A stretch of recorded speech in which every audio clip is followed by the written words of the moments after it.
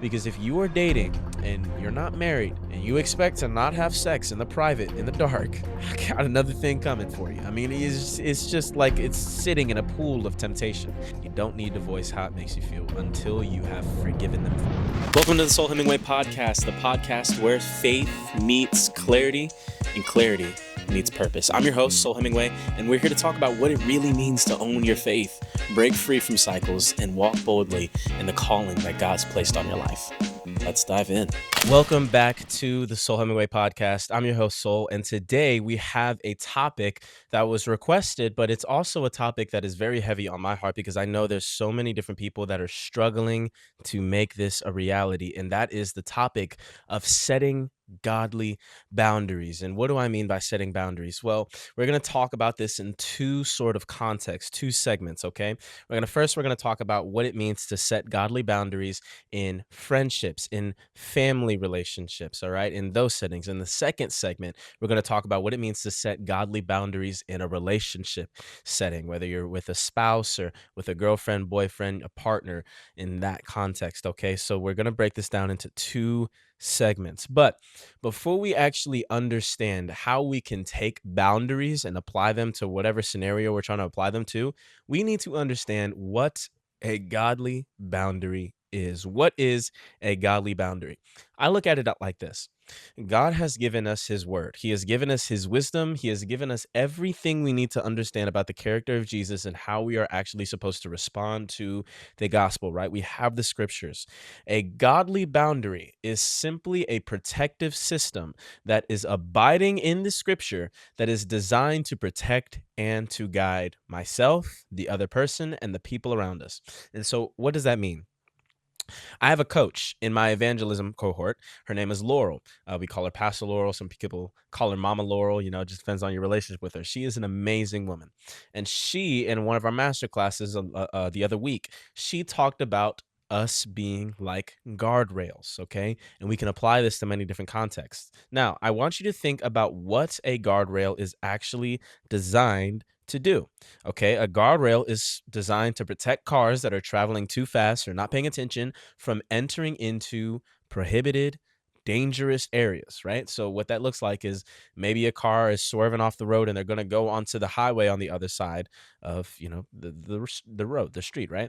Or it could be protecting a car against going off of a cliff or something like that. Guardrails protect from entering into areas that are prohibited and dangerous to be in. They are also designed to guide. If you're driving at night and you turn on your headlights, most guardrails have those reflective patches so that you can see that there's a guardrail there. You can see that there's a boundary that you should not cross. And that is the same thing with our boundaries. We need to first understand what it is our boundaries are designed to do, what they're for, who they're for, why we have boundaries. Our boundaries are simply to guide us and protect us from entering into bad situations or areas that we don't want to be with. Now that we know what a boundary is, right? A godly boundary, one that abides in the scripture. First, how do we look for a godly friendship? Okay, you need to have boundaries in your friendships. How do we look for a godly friendship? First and foremost, you need to know if you are looking for a Christ centered friendship, is the person that you are trying to make your companion, your friend, do they embody the fruits of the Spirit? Galatians 5:22 and 23, Paul tells us what the fruits of the Spirit are. He said it's love, joy, peace, kindness, forbearance, gentleness, self-control. Okay, I'll say it again. Love, joy, peace, kindness, forbearance, and or patience. All right, gentleness, self-control. Those are the fruits of the Spirit. If you are looking for a Christ-centered friend, a godly friend, you need to be checking for these things. You need to be analyzing their character. Do they have the fruits of the Spirit? Do you have the fruits of the Spirit? Do you have these traits? Do you have these virtues? There's another verse that Paul writes, I believe it's to the Corinthians, where he talks about clothing yourselves in virtues, such as gentleness and kindness and et cetera, love, right? Gratitude, peace. Okay, he talks about putting on these virtues like clothing. That means every single day you have to wake up, you have to be the better person, you have to be the bigger person, put on your virtues, even when it's a bad day, even when things have been going rough all week. You cannot allow your circumstances to infringe on your friendships, because if you do, then you're going to have some complications within the friendships. Okay, so first things first, be checking, do they have the fruits of the Spirit? If they don't, then it's not like you have to cut them off, but you need to consider on whether or not you really want them to be in your inner friend group circle. Okay. There's the common phrase that the top 5 people that you hang around the most are going to be the people you become the most like. And so if you're hanging around people that don't have any fruits of the Spirit, you're hanging around people who are selfish, you're hanging around people who are rowdy and angry, who are idolatrous, who are, covetous and love money more than anything else, if they're lustful and licentious, all right? If they're just sputtering nonsense and gossip, if these are the friends that you were surrounding yourself with, I'm telling you, it's not going to go well, all right? And you're going to sit there and you're going to think, well, man, no, Christ has redeemed me. I can be a light in this, and you can be a light in it. But to what extent are you willing to fight a battle that you are clearly outnumbered in because you were the only Christian in your secular friend group, all right?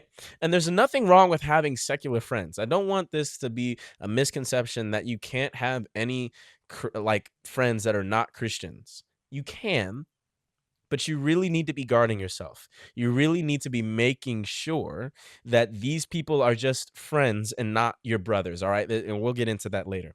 Thank you guys so much for watching this episode of the Soul Hemingway Podcast. I hope you've been enjoying so far.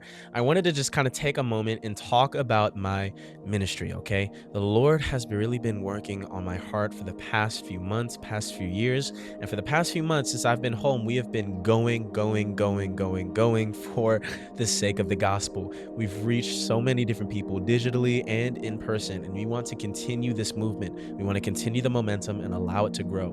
My heart is for the people. And so I just want to go and make Jesus known. And so I'm asking you, if you've been impacted by our ministry in any way, shape, or form, whether it's in the videos or maybe you've seen me in real life or whatever it may be, if you would consider sowing a seed into our fundraiser for the ministry. You can do that from the link in the bio, or you can go to soulhemingwayministry.base44.app. Again, that's soulhemingwayministry.base, BASE 44.app. You can sow a seed, whether it's $1, $5, $100, or $1,000, whatever you feel led to give. Every single dollar counts towards making the gospel of Jesus known. Thank you so much. Let's get back into the episode. All right, so you need to be checking for fruits of the Spirit. You also need to be checking your own heart for fruits of the Spirit. Are you ready to be in a Christ-centered relationship? Are you going to drag someone else's relationship with God down if you were to enter into this friendship? These are things you got to consider. Are you ready? Okay, are you ready? And when we're also checking for the fruits of the Spirit, this does not mean we're trying to look for the second Messiah, all right? This does not mean that we're trying to look for the second Jesus, the most perfect being to be friends with, because we'll never find him, right? Every person is going to slip up. They're going to have their things that they, deal with. They're going to have the things that they struggle with. I have plenty of Christian friends. I have plenty of Christian or non-Christian friends, quote unquote. They're more associates, but it's whatever. I have plenty of Christian friends. I have plenty of non-Christian friends, and they all have things that they struggle with. I have Christian friends that still struggle with cussing. I have non-Christian friends that will obviously struggle with everything under the sun. I have Christian friends that still struggle with lust, still struggle with gossip, still struggle with self-control, still struggle with all these different things, but they struggle, all right? But the fruits of the Spirit that they do carry outweigh the sin that they're struggling with, because they have met the person of Jesus Christ and they have been transformed from the inside and out. And so now that the sin that they do commit is being advocated for by Jesus to the Father in heaven, all right? We read that in the New Testament. Now, anyways, now moving on, once we've determined, does our friend have the fruit of the Spirit or the fruits, all right? I think of Isaiah 66:2. God says that he will favor this kind of person, one who is humble, submissive in spirit, and trembles at his word, okay? Does your friend embody these? If so, excellent. But if they don't, here's how you set the boundaries. Okay. First thing, what the boundaries are not meant to do, they're not meant to just be closed off and cut off from society. Your boundaries that you set with your friends are not supposed to make sure you have no friends, all right? Your boundaries that you set with your friends are not designed to make sure by the end of it you have no friends, you're lonely, you're isolated, you're in solitude, etc., etc. Okay? Your boundaries are to make sure your relationship with the Lord is protected and their relationship or future relationship with the Lord is protected. Okay. And so, what does that mean? You can clearly be a light and a guide. Like I said, guardrails are designed partially to guide drivers on the highway. You turn on a light in the dark, and the guardrails start shining because they have reflective things. In the same way, if you are a guardrail for somebody and you set guardrails, they are guiding, meaning when you guys go out in public and you guys see a girl, you can guide them to make sure that they're not doing things that they don't need to be doing with this girl or looking at her in a facet that they don't need to be looking at her in or anything like this. When you guys go out to a restaurant and there's alcohol on the menu, you can be a guardrail. You can set boundaries that will make sure that your friends are not going home sloshed, wasted, can't even count to 10, can't even recite their own name, can't even spell it out. Like, these are boundaries and guardrails that you can set to guide, all right? You can guide them. And it also, over time, guides them to the presence of the Lord. You continue to administer the love of Christ to people, show the fruits of the Spirit, be humble, be submissive in spirit, tremble at the word of God, be wise because of your fear of the Lord, all right? Hate evil because of your fear of the Lord. These things will trickle into your friends' lives. And so now they will enter a place that they see the light of Christ. They may not agree with it. They may not accept it just yet, but at the very least, they see it. And so your boundaries are in part designed to guide. However, they are also designed to protect.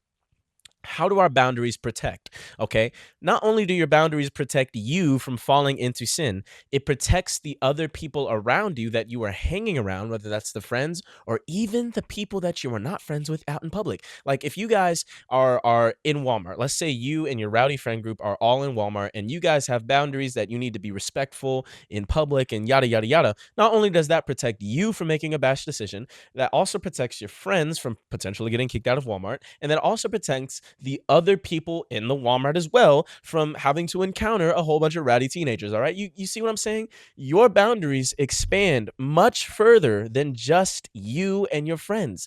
These things you have to think about. How are the boundaries that I'm setting in this friendship going to protect us, guide us, and protect the people around us? The moment you can start thinking like that, that's the moment you can set effective boundaries within your friendships that will genuinely be profitable rather than just restricting. You don't just want restricting boundaries that will just infringe on how you guys operate within your friendships. You want boundaries that are designed intentionally for your specific friendship, for your specific relationship with Christ, and actually to be a guiding light towards your friend group. Now, how else can we have boundaries? What do these boundaries actually look like? Well, some of those boundaries look like actually having a friend that is going to stick with you in adversity. Now, this means that you need to look for friends who are willing to do this, and you also need to be the friend that is willing to do this. You cannot have a successful friendship with somebody and you expect them to be with you day one, man, and go through thick and thin, high and low. You want them to be through every single battle of life with you if you are not willing to show up yourself, all right? You kind of got to set the expectation. You got to set the standard, all right? There's nothing wrong with standards and expectations as long as you don't put them too high above yourself. But if you're going to set an expectation, please make sure that you're following through with that expectation. You don't want to be somebody who expects someone to be with you through thick and thin, and then when they're going through it, you are nowhere to be found. You need to be able to show up for the person, seek to serve your friends. I think, especially with guys, this is very common. With guys, we tend to joke around a lot, which is fine, which is beautiful. It is not a bad thing to joke around with your friends. However, we tend to joke around a lot, like maybe excessively. And so when it comes to serving your guy friends, a lot of the times it's deemed as weird. A lot of the times when you're able to kind of get deep and just kind of, really stoop to a servant level with your guy friends, it's just an awkward tension, right? We need to enter relationships, or I'm sorry, we need to enter our friendships with this kind of servant attitude. We need to enter into our friendships with a mind that is going to be Yes, I love these guys enough to where I can joke with them constantly, but I also love these guys enough to where I am willing to get down on my knees and serve this person, wash their feet, and cleanse them, right? And it's just the example of the model that Jesus gave. And I just want to share this story. I want to share this story about servitude. Obviously, we read in the Gospels that Jesus washed his disciples' feet to set an example of how the disciples need to go out and serve other people. Okay, it was to symbolize and show many different things. It was to show that the Son of Man was enough to cleanse you, right? And those who were cleansed by the Son of Man needed to be cleansed no more. There was that symbolism, but it was also a model to show the disciples how they needed to go out and serve other people. When I was in Minneapolis last month in October, there was a moment in the first night of my stay where we were all in this cohort, me and my cohort, we were all in this room and we had a wonderful service, wonderful worship service. And one of the co-founder, I believe that's his position, Alex Hunter, he gets up and he stands on the stage and he says, okay, he reads basically the passage that Jesus washes the disciples' feet. And he basically just says, okay, so now we are going to model what it looks like to be a servant lover. We're going to model what it looks like to serve. And so all the coaches in this cohort are out there with bowls and bottles of water and towels, and they get on the knees, and all 100 students, all right, I'm one of the students, all 100 students in this cohort are getting their feet washed. It is the most humbling but beautiful thing. I genuinely cried. I have a picture of it too. So I got my feet washed by my coaches. Okay, it was the most beautiful thing I'd ever seen. I had just met those people that same day, yet here they are washing my feet, praying over me. I had never seen or felt something this deep in my life. It was beautiful. And so, in the same way, no, we don't have to literally wash our friends' feet, but we need to be entering into our friendships with the same mindset that we're going to serve them enough to where they can feel the love of Christ. I had never felt anything so powerful. I could go on and on about that story, and that could be a whole nother podcast episode. But truthfully, if we are not seeking to serve our friends, then we are already crossing boundaries that we don't really want to cross, right? We don't really want to cross those boundaries, because if we can't serve our friends, then our friends won't serve us, and then it'll just always be this constant, we got to joke around all the time, but when times get rough, times get deep, there's an awkward tension. I can't show up for you, you can't show up for me. It's just going to be a poor, shallow relationship with your friends, okay? Now, what about secular friends? Okay, we talked about secularity a little bit. First, you need to understand that when you are dealing with secular friends, whether it's somebody you just met, or maybe for me, I have a lot of secular friends that were from my high school, right? You need to handle that with grace and love. When you're setting boundaries with friends that are not Christians, you need to handle it with grace and love. There's a lot of Christians who will tell you, if you got secular friends, man, you got to cut them off. They're going to kill your relationship with God. And while that's not entirely wrong, they can contribute into killing your relationship with God.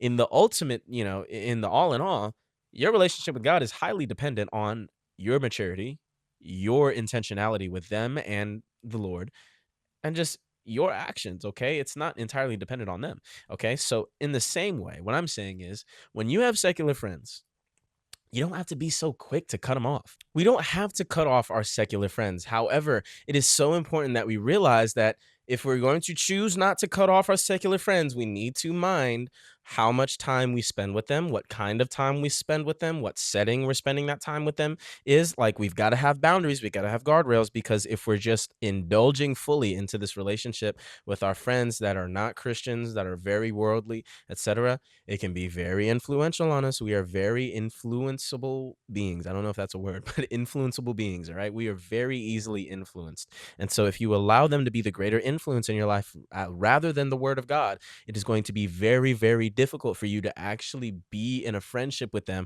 that is not going to cause you to stumble, all right?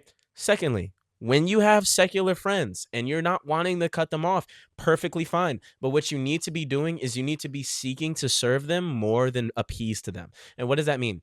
I think a lot of times when we're Christians and we have Christian friends, then what we try and do naturally is please them so that we don't make them mad with our Christianity lifestyle. And so we compromise, right? We allow certain things, we go certain places, we say certain things that appease us to the specific friend group instead of our Christian friend group, because we don't want to get any attention. We don't want want anything to mix. Okay, that is inherently very, very wrong. You cannot continue to compromise. And so if you're having difficulty with compromising for your friends, seek to serve them. Well, how is that going to help me? Because by seeking to serve them, you already set the tone for what you expect in a friendship. All right. So if you are seeking to look out for your friend in any scenario that you can, whether that's praying for them, buying their dinner, washing their feet, doing whatever, like, and I say washing their feet metaphorically, but you can do that too. It's a beautiful ministry of washing people's feet because it is so humbling. And I'm not like, I know I already harped on that before, but like, it's a very great example, but seeking to serve your secular friends is going to set the tone for you as a Christian so that they know what they're getting into. And if they really don't like it that much, if it really makes them that uncomfortable, then they'll probably leave the friend group. And if that happens, then you don't need to feel guilty for anything because you didn't infringe your religion on them. You didn't force your religion on them. You served them. You provided for them. You loved them. You prayed for them. If they don't like that, that's on them. That's a conviction that they have to fight. That's not on you. And so when you're setting that boundary, you need to be able to actually seek to serve rather than seek to appease and please. All right. There's a difference between how you go about handling your relationships with your friends instead of just compromising so that they'll still like you. All right. Now, that does not necessarily mean that when you are serving these people, that you need to make every effort to convert them. All right. There's also a misconception that, especially for like people like evangelists like me, um, there can be a misconception that every conversation that you need to have with your friends needs to be in efforts of converting them to Christianity. That's not the case. You don't need to have if like an evangelical conversation every conversation you have with your friend group, all right? With your secular worldly friends. I'm not saying don't have any. Please do have some. We want to convert them to Christianity. That's still the goal, right? Don't eradicate that goal. You still want them to become Christians and give their lives to the Lord so they can see his grace, they can see his love, they can be saved, right? But we're not trying to convert our friends simply so that they fit in this lifestyle I'm more comfortable with, right? That's not the reason why we're trying to convert our friends. If we have worldly friends that have not been saved by Jesus, that don't know Jesus, that do not follow Christianity, or if they follow another religion, all right, it's not always atheism. Maybe we have Islamic friends or whatever. Maybe you have Buddhist friends, Hindu friends. I have a lot of Islamic friends, right? If we are hanging out with them, then we don't always need to be trying to convert them. It's not always the goal, right? Not every conversation I have with my Islamic friends are about Jesus, okay? They're not always about me converting them. I always show the love of Jesus. Now, that is the main thing. You always show the love of Jesus. Always show it. You don't always have to try and convert them to it. All right? So you show it enough, then they'll be interested. They'll see the light in which you shine. I think in Matthew 5:16, Jesus says, "Therefore let your light shine before others so that they may see your good works and bring glory to your Father in heaven." Let your light that Jesus is shining on you, that you're reflecting, shine, let it shine before other people. Don't try and throw a lampshade over it. Don't try and throw a cloth over it and hide your light, all right? Don't try and throw something over it and hide the light in which Jesus is shining on you. Don't stop that reflection. Let your light shine before others so that they may see your good works, and that will bring glory to your Father in heaven. Okay. And so that is the mindset that we need to have when we're interacting with our secular friends. Okay. That is the mindset that we want to have. That's the mindset that we need to have. Okay. Now, there's also an aspect of this, and this is for people who are entering friendships and, maybe they've been ridiculed for their faith. Maybe they've been mocked and laughed at, they've been made fun of in their friend group or whatever. They may have even been kicked out of your friend group. It is okay to be ridiculed. And it doesn't feel like it is, but it is. It's okay to be ridiculed for your faith. At that point, it is okay to step away.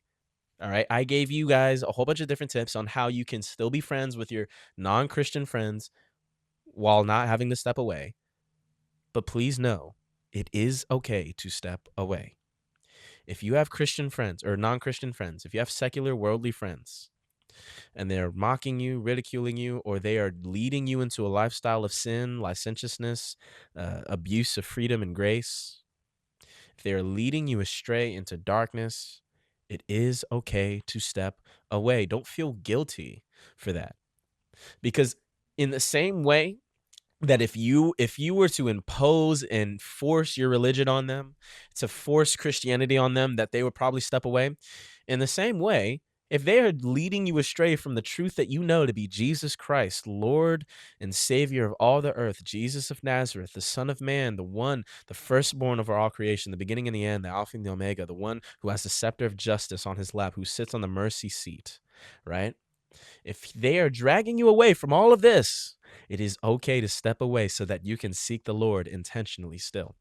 All right. You don't have to step away. Don't think just because you have worldly friends that you have to step away from them. But if need be, don't feel guilty for stepping away. There's a lot of people that I know who've beat themselves up so heavily because they've just been so influenced by this friend, and they've been so struggled and strained by this friend, and they had to step away, and they just feel like the worst friend ever. You are not the worst friend ever. You are the best daughter, son ever, because you were able to set something aside. You were able to deny yourself simply to pick up your cross and follow him. Okay. You were able to suffer for the sake of the gospel.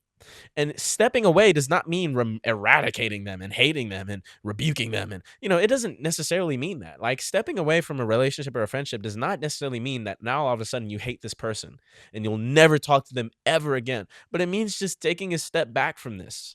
It just means taking your space, seeking the Lord, and then being filled so that the next time, if you ever encounter this person again, an overflow of love will enter into their life because your cup is overflowing. All right. And so that's what it means to step away. It's not being a bad friend. It's not being, a D-bag or whatever. It's just simply understanding what is hurting you, stepping back, seeking the Lord, being filled up with his presence and overflowing that so that the next time they may see you, you will show them a servant love. Okay, so now that we've talked about our friendships, let's talk about family. Because I know there is a lot of people that are watching and listening to this that have had to deal with poor family scenarios. Their mom, their dad, their aunts, their uncles, their grandparents, whatever it may be, their siblings. Family, it can be very painful. All right. And I know that firsthand. And so let's talk about how we need to set boundaries with our family members. And I'm going to be preaching to you guys, but I'm also preaching to myself a little bit as I learn to practice this. First and foremost, it is okay to voice how you feel. I know, especially as a daughter or a son, like you to your parents, it can be incredibly hard to voice how you feel. And sometimes voicing how you feel can get you guys in trouble. Depending on your family dynamic, voicing how you feel, it can be seen as very disrespectful, and it can honestly cause more problems than it can good. I understand that. I am not neglecting that. But please know, if voicing how you feel in a respectful, honest, gracious, loving manner is causing issues, the issue is not you, and you probably already know that. The issue is not you, it's them. They need things to work out. And honestly, I would encourage you bring some people that are trusted into this. And I'm not saying that, we need to be gossiping about our parents and our family members and we need to just bring this to everybody's attention and we need everybody to know our business. It's not what I'm saying, but like let's say you've been trying to voice how you don't like the way your mother talks to you. You've been trying to voice how you don't like the way your father treats you. You've been trying to voice how you don't like the way your sibling does this and that, or your grandma does this and that, and your aunt does this and that, and your uncle does this and that. You've been trying to voice this lovingly, but yet it continues to cause more conflict every single time. Maybe they need an external voice to be able to see how it is truly looking from the outside in instead of just the inside out. And so, what this means, what this will look like for you, is bring a pastor, bring a trusted adult. And, I say a trusted adult as if I'm talking to kids, but like seriously, bring somebody that is trustable and reliable, who knows the word, who knows the scripture, who can actually sit down and talk with this person. And that does not mean that it will solve things, but at least what it will do is it'll bring it out into the light a little bit. What you should not do, though, is you should not go and post about it on social media. You shouldn't be cussing your mom out in front of everybody that you meet. You shouldn't be gossiping about how you hate your mom and how your mom hates you and how you be fighting every weekend and blah, blah, blah, blah, blah. You don't need to be doing all that. You just need to secretly, quietly go tell a brother, go tell a sister, talk about it, pray about it, maybe seek some confronting, some confrontation, so that maybe things can be settled with an outside opinion. All right. There's somewhere in the gospel that Paul talks about how if there's somebody who is unrepentant in sin, bring a brother with you. If you talk with them, and they're still not repentant, bring some more brothers with you. If they're still not repentant, then you just dip out. Like it's this whole thing, right? Bringing people into the situation can be beneficial if your heart is in it for the right reasons. Okay, so that's the first and foremost. Number one is it is okay to speak on your feelings. If your parents hurt you, tell them. Be gracious, be respectful. Like, it is not it is not an infringement on their authority that they hurt their child, all right? Your siblings, it is not an infringement on your relationship that they hurt you. Your aunts, uncles, grandparents, whatever it may be, your cousins. It is not an infringement to voice how their actions has impacted you in a negative or positive manner. Be able to voice it, okay? Be able to speak out. Speak out with love. Go pray before you do it if you need to, but speak out with love, honesty, and truth and grace. All right. Not too much grace because then you hold the truth, not too much truth because you're not withholding grace. Okay. There needs to be a balance between truth and grace. If you have too much grace, then you'll compromise. You'll let anybody walk over you. If you have too much truth, you'll come out as rude and respectful. Now, how do I actually go about being able to do this? Well, first, before you ever approach somebody who's hurt you, whether it's a friend or a family member, whatever it is, you first need to learn to forgive. If you cannot forgive, do not approach that person. If you have not forgiven the person that has hurt you, you don't need to voice your opinion. You don't need to voice how they've hurt you. You don't need to voice how it makes you feel until you have forgiven them for it. You don't need to seek forgiveness by confronting them. You forgive them, then you confront them. And the reason I say this is because if we hold any hatred in our hearts, any resentment, it is going to show. It is going to show. Regardless of how we try and control it, regardless of how much we think we can hide it, regardless of anything that we might think, if there is resentment in our hearts when we approach a person who has hurt us, who has abused us, who has done this, and this, there's going to be resentment and it's going to leak out. It's going to seem prideful. It's going to seem hateful. It's going to seem rude. And by that, it's just going to be more conflict. It's going to be like banging iron against each other and expecting them to be sharpened rather than taking the time to slowly, gracefully, beautifully sharpen it as iron blades are supposed to. You're just banging these two things together, expecting something to happen. But in the end, both of you are getting damaged. And so you need to be able to forgive the person before you approach the person. Forgiveness is the prerequisite for confrontation. Do not confront unless you have forgiven. And on that note, forgiveness is not allowing. Okay, forgiveness is not allowance. Forgiveness is not a license for continued action on the other person's part. Continue is not just an excuse for their sin and actions against you. It is just releasing that sense of control, that sense of entitlement that we've stored up in our hearts in the name of justice, quote unquote. That's really just pride. It is just releasing this sense of entitlement to my hurt. It is releasing this sense of ownership of my offended nature, right? Of me being offended, right? It's just releasing this sense of, oh, I'm offended, and so I get to offend you. It's releasing that, letting that go, handing that to the Lord Most High. And then, once you have forgiven this person, confrontation becomes that much easier. But you can only learn to forgive if you first see them as a human being who is going to sin against you. They're human. They're just like you. They are living their life for the first time. They're living their life for the last time. All right. They're going to make mistakes. Not everyone grew up as wise as you did. They may not know. They may be working with the best that they have. They may not be working with the best mental capacity that they have at the moment. They may be working with the best spiritual capacity that they have in the moment. And so if your family members have hurt you, if your friends have hurt you, understand that they are human. See them as a human being created in the image of God. And I know that that doesn't eradicate what they have done to you, but at least it gives perspective on why they might have done it. And so that will be your weapon into actually being able to forgive them. That'll be the first step into your forgiveness. And if push comes to shove, and you have a family member, you have a friend that has hurt you, and you have tried and tried and tried to reconvene and reconcile with this person, and yet nothing changes, it is okay to step away. I know in a family context, it can be a little bit more difficult to step away, especially if it's like a son and parent kind of thing, or a daughter and parent kind of thing, child and parent. It's a little bit hard to step away from your parents because unless you have the money to move out, that can be difficult. But what that means is you can detach, all right? You can just kind of detach yourself from this. And detachment does not look like absence of love. You can still love somebody at a distance. All right. And I think about it like this, you know, God loves us, right? The Father loves us. There is a distance between us, though, right?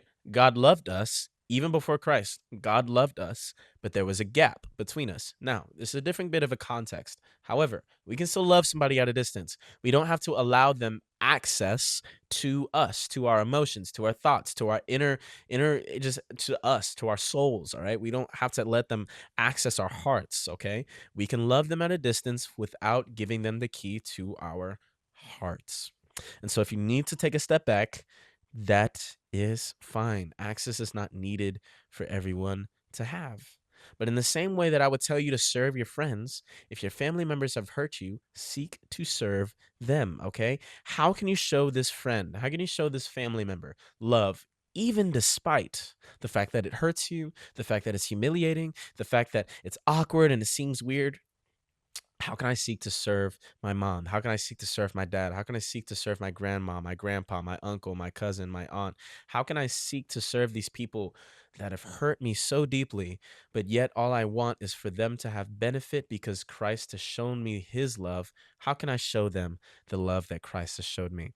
Think of Proverbs 17:13. It says that evil will never leave the house of someone who repays evil with good. If you are repaying evil with good, evil will never leave your house. There will be a minuscule amount of conflict that you will actually have to face in life simply because you understand how to love and serve people. All right. And I have a passage that I wanted to read to you guys. It comes from Matthew, and it's in chapter 5, verse 38 through 42. And while I flip there, I really just want you guys to understand that when it comes to dealing with people that have hurt you and setting boundaries again, we really do not need to enter it in a place of trying to get one up on them, to kind of one up them in a way. All right. So Matthew 5:38 through 42 says, "You have heard that it was said, eye for an eye and tooth for tooth, but I tell you, do not resist an evil person. Okay, if anyone slaps you on the right cheek, turn to them the other cheek also. And if anyone wants to sue you and take your shirt, hand over your coat as well. If anyone forces you to go 1 mile, go with them 2, and give to one who asks you. Do not turn away from the one who wants to borrow from you." And so, what is Jesus saying here? Is Jesus saying that you need to just kind of be a pushover? You need to just allow everybody to kind of run you over? No, Jesus is not saying that you cannot defend yourselves. Jesus is saying that you don't need to conflict. Okay, and so what this means is we live in a culture, in a society today that tells us whenever somebody wrongs us, you need to get a get back, you need to get your lick, you need to get one up, you need to, go clock their tea or whatever. Society tells us that it is an eye for an eye. He says, you have heard it said, eye for an eye, tooth for a tooth. That is what society tells us. If someone takes my eye, well, the only thing that I can do to get back is take their eye. But instead, Jesus is saying we don't need to combat every single hurt, every single sin that somebody does in our lives with conflict because it doesn't solve anything, but we can show them love. A lot of people look at the line, the verse of turning the other cheek, and they get confused. Why is Jesus saying we need to turn the other cheek and allow ourselves to get slapped again? But I've heard it like this: if somebody were to slap you on your right cheek is going to be hot, it's going to be stinging, it's going to be painful, it's going to be red. And if you turn to them the other cheek, you are turning them to the side that is calm, that is cool, that is collected, that is at ease. Okay. When we are turning the other cheek, we're not just giving someone power to slap us. What we're doing is we're turning to them the side that is cool, calm, collected, and loving and gracious still. Because if we turn to them, if we keep that same cheek at them and they keep slapping our cheek, then nothing's really going to change, right? We're just going to keep turning to them the side that is hot, angry, stinging, and in pain. But if we turn to them the side that is gracious, full of love, full of mercy, full of grace, then what happens is we continue to serve people in spite of how they have hurt us in the past. So now let's get into segment 2, okay? Relationships. How do we need to be handling our romantic relationship with our partner? Now, I'll be speaking from a guy's perspective, but ladies, you can tune into this too. So there's many different things that we need to understand about boundaries in a relationship, okay? So first, I want you to both, really, but depending on the role that you are in the relationship, whoever's listening at the moment, I want you to sit in a room by yourself, away from your partner, away from people, just you and the Lord. think about what it is that you desire. What are the things you like? What are the things you cherish? What are the things that you don't like? All these different things. Write them out. Okay. And so, for example, kids, big topic. Finances, lifestyle. Are you more of a spender? Are you more of a saver? Okay. The house you kind of want to live in. All right. Future things, the aspects and things you desire for your children one day. Do you want them to be athletes? Do you want them to be singers? Because those are two different lifestyles that your kid is going to have to live. Okay. What are these things that you want? All right. Write them out. Think about them deeply. All right. Are you wanting to be a fitness couple? Do you cherish your fitness? Are you not really into that? You know, do you enjoy a lot of vacations? Are you more of a homebody? All right. Are you an introvert? Are you an extrovert? Do you have an open or do you have a closed home? Meaning, do you allow a lot of people to come over, or do you is that not something that you're really into? You don't like a lot of people over. Okay. Write these things out. All right. Whether you're married or whether you're about to get married or whether you're just boyfriend and girlfriend, write these things out. I promise it's going to help you in the long run.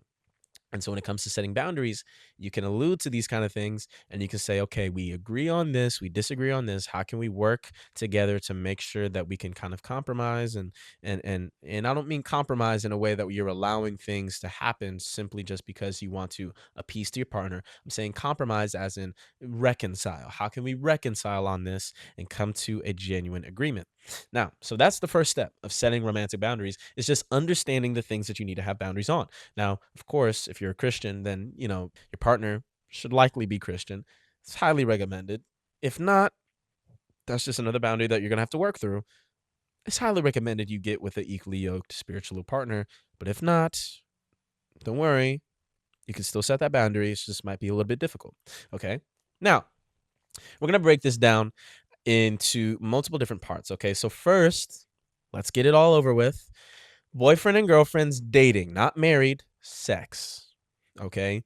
How do we set boundaries for our sexual relationships if we are not married? Now, one thing that I've heard recently from my friends who are in relationships, I'm personally single, so I just want to throw that out there.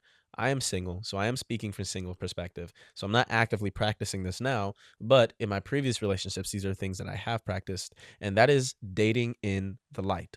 Okay, so if you are dating a partner, you've got to really be intentional with how you're spending time with your partner.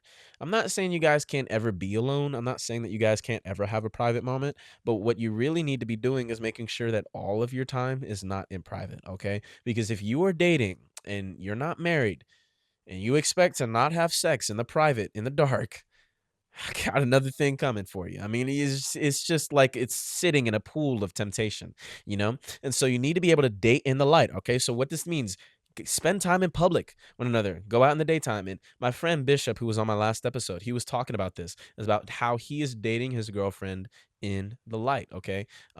Or I don't know if they're dating, but whatever, it's none of my business. Um, he is dating in the light, all right? They're spending time in public, they're around people, okay? If they're in the dark, like physically dark, the sun's not up, they're making sure that they're in a well illuminated space in public, not in each other's cars in a parking lot. These are the type of things that you guys have to going to be able to do. Date in the light. Be able to say no to places that are going to lead you into temptation. The first boundary is a firm no. And it's not just saying no just because we don't want this and we don't want that, blah, blah, blah, blah, blah. It's saying no because it is protecting you, it is protecting your partner, it is protecting the people that you're going to be around from sin. It is protecting you from falling into sin. It is protecting you from leading your other partner into sin. It is protecting him from sin. It is protecting other people from having to deal with the repercussions of your sin. Because remember, sin is an ivy; it trickles out. All right, so it doesn't just affect you; it affects the people around you too. All right, at some point, some way, somehow, it'll affect the other people around you. Now that we got that out of the way, let's talk about other different types of boundaries. All right. Things like infidelity, cheating. Let's talk about, just household stuff. A lot of the boundaries that people set are misconstrued ideals of boundaries. And what do I mean? People think that boundaries are just simply just saying no, no, no, and yes, yes, yes. Like you can't do this, can't do this, can't do this, can't do this, can't talk to her, can't talk to him, can't talk to this, can't do this, can't do this, can't watch this, can't do this. Like, that's what a lot of people define boundaries as. And while, again, a firm no is very valuable, that is only the surface of boundaries, okay? Again, boundaries are designed to protect and guide. All right. So if you are setting boundaries that are not to protect, really, but they're just to protect your ego and your feelings, you're protecting the wrong thing. You're not actually protecting your relationship. You're just protecting your opinion, your ego, your feelings. All right. Now, again, it's not a bad thing to protect your feelings, but if that's the only thing you're protecting, then yeah, you're gonna lose a lot. All right. I'll word it like this. If you were trying to set boundaries in a relationship with your partner, and those boundaries are set in pride, what do you think the response to that boundary is going to be? If you are setting a boundary in your relationship and it starts with pride, your response is going to be pride. Your partner is going to respond with pride, all right, whether you notice it or not. If it is a boundary that is set in anger, your partner is going to respond in anger. Okay? If it's a boundary that is set in lust, your partner is going to respond in lust. All right? If it is a boundary that is set in ego, your partner is going to respond in ego. Naturally, psychologically, we are mirrors. Human beings are mirrors. And so what happens is when we see one form of light and we're turned to that light, we're going to reflect it. All right. So if you're shining this light of anger and ego at me, I mean, unless I'm faced towards another light source, I'm probably going to reflect anger, ego, and pride at you. All right. And so when it comes to setting your boundaries, if your boundaries for your relationship with your partner are rooted in pride, you cannot expect another outcome other than pride. Because people are mirrors, they reflect what they see, and what they're fixed upon is going to be what the light that they're reflecting is going to be. If they're fixed upon you and you give them pride, what else do you think they're going to exude? Okay. So that means when you're setting your boundaries, you need to set them out of love for one another, love for your neighbor, love for your partner, love for yourself. And I don't mean self love as far as like self help books. I mean, self love is loving your neighbor as yourself. Take care of yourself, value your feelings, value your heart, value your soul, value your body. Okay. Value these things, love yourself enough so that where you can protect somebody else in the same way that you love yourself. And so when you're setting your boundaries, it needs to be out of love, not pride, not fear. That's a big one for men because in today's society, cheating has skyrocketed. All right. Divorce skyrocketed, breakups skyrocketed. All right. So statistically, relationships are really not doing all that great. I got to be honest. And so a lot of times men will make boundaries out of fear of being a statistic. And so what this means, and I'll use personal experience, I used to set boundaries in previous relationships out of fear of infidelity and cheating. I used to be afraid that my partner was going to go and cheat. And that'll be all that I thought about. And so the boundaries that I set were not out of love. Looking back, I know now that they were literally all out of fear of my partner cheating on me because I knew she was prone to it. I knew society was encouraging it. I knew the statistic lined up. And yet, instead of showing her love and loving her in a way to where my boundaries reflected love, my boundaries, all they exuded was fear. She could pick up on that and it's unattractive. It's not going to help you in a relationship if your partner is being unattracted to you because you're exuding this constant fear of being cheated on, right?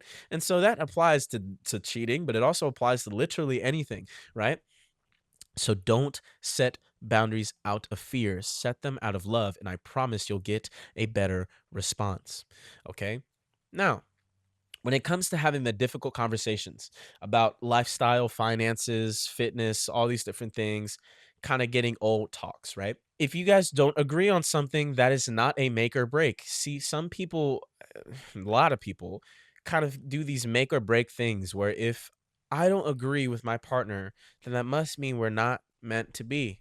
Dude, what are you're two different people, two different cultures, two different backgrounds, two different lifestyles that you've lived, two completely different people that have raised you guys, right?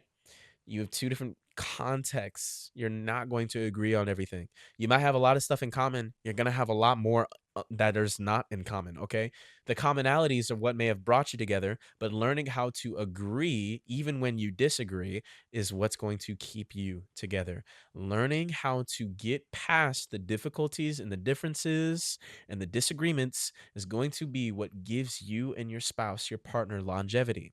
Okay? If you cannot learn to actually see past the differences, learn to meet in the middle, reconcile, learn to see what works, whose opinion seems to be working the best, if you can't do that, how are you going to expect to see any longevity within your relationship with your partner? I want you to think of a guardrail. Guardrails are designed to protect cars and the vehicles from passing into prohibited areas, going off the cliff, going into the mountain, on the other side of the highway, et cetera, et cetera. They're also designed to reduce the amount of impact. They're designed to absorb impact. They're designed to reduce the amount of damage done to the vehicle. So inevitably, when you hit the guardrail, you don't experience as much damage as you normally would have if you would have hit a brick wall. Now, here's the caveat. If I am positioned, if my vehicle is positioned at a T-bone position at that guardrail and I'm going 90 miles per hour, I'm probably going to die anyway, right? Because that guardrail, even though it is innate design is to absorb some of the impact, if I'm positioned towards the protection of the guardrail incorrectly, I can still witness a fatality. And so what am I saying? You may be setting boundaries in your life, and they may be good, biblical, godly boundaries. However, you cannot control how somebody is positioned towards those boundaries. And so, if you set up a boundary in your friendship, in your family relationship, in your romantic relationship, and the person that you're setting that boundary with is positioned poorly, meaning they're positioned incorrectly, their hearts are positioned just in a poor position, what'll happen is they will probably experience hurt, disdain, pain, etc., anger, regardless. It's not because your guardrail is faulty, it's simply because they're in a poor position to actually be impacted by that guardrail. They're not moving alongside it, they're headed straight to it. All right. So if this is my guardrail and I'm going like this, I'm moving along with it, even if I bump into it, I'm not gonna die here, right? My vehicles might get torn up a little bit, but it's gonna protect me in the car. If I'm coming at this guardrail like this, then what's gonna happen is it's gonna be a T-bone collision. I'm probably gonna witness a fatality because I'm just going too fast. I'm going head on, going headstrong. I'm not going in the flow of the guardrail. I'm resisting it. All right. It's not designed to handle that much force. Okay. So, in the same way, if your boundary has hurt somebody, if you have set up a boundary that has hurt someone, and it is godly and it is biblical, do not feel afraid, do not feel ashamed, do not feel guilty, because that is the guardrail that is designed intentionally to keep you, to keep this other person, to keep the people around you safe, protected, guided. All right. So, when you're setting up your boundaries, don't feel guilty if somebody crashes into it on their own accord. That was their decision, not yours. Their pride is not your problem. Okay. You want to still learn to love them, but it's not your problem if they just don't want to receive it.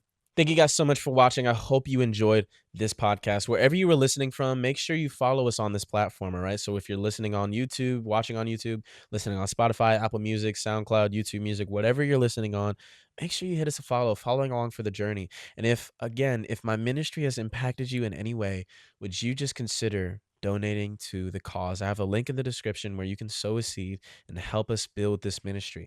The money doesn't go to us, it goes to the people of God. It goes to the people that we impact. It goes to the people that we go out and serve. And so if you want to support a movement for Christ, if you want to support a movement for the city of Jerusalem, right? For the new Jerusalem and the new heaven and the new earth, and you want to see heaven on earth start to come. It's not a prosperity gospel I'm preaching. Though it sounds like that. Jeez.